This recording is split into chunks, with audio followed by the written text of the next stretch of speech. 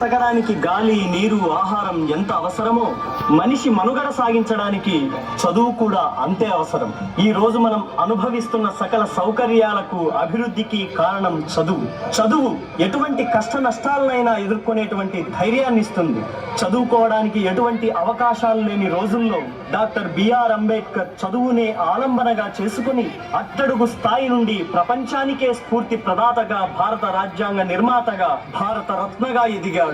అందుకే ప్రతి ఒక్కరూ బడినే గుడిగా చేసుకుని చదువే జ్ఞానంగా, చదువే లక్ష్యంగా ముందుకు సాగుదాం, అద్భుతాలు సృష్టిద్దాం.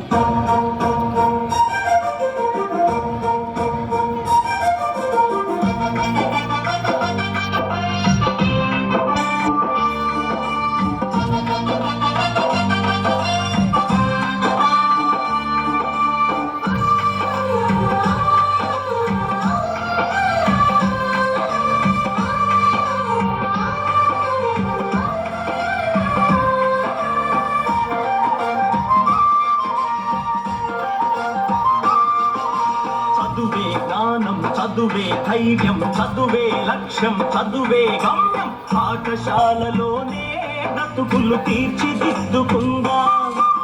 చదువులమ్మ ఒడిలో మన భవిత మార్చుకుందాం. చదువే గమ్యం, పాఠశాలలోనే బ్రతుకులు తీర్చిదిద్దుకుందాం.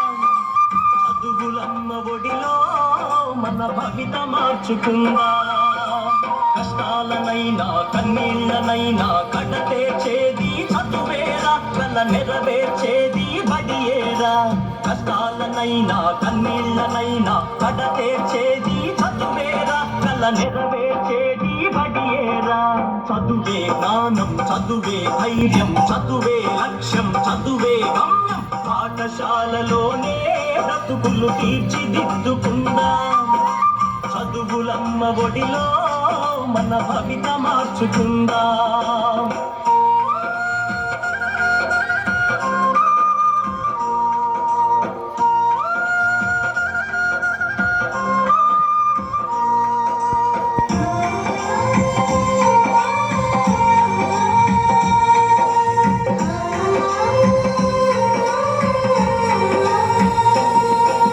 బడి అంటే జైలు అనే భయమే ఉదుకులే బోనేస్తం.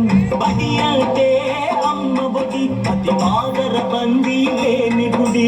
పెరుగును బదలి పరుగున్న కదలి ఆట పాటలతో చదివేద్దాం. పెరుగును బదలి పరుగున్న కదలి ఆట పాటలతో చదివేద్దాం.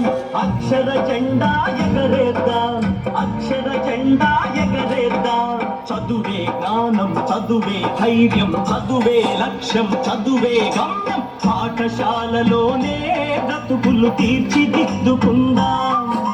చదువులమ్మ ఒడిలో మన భవిత మార్చుకుందాం.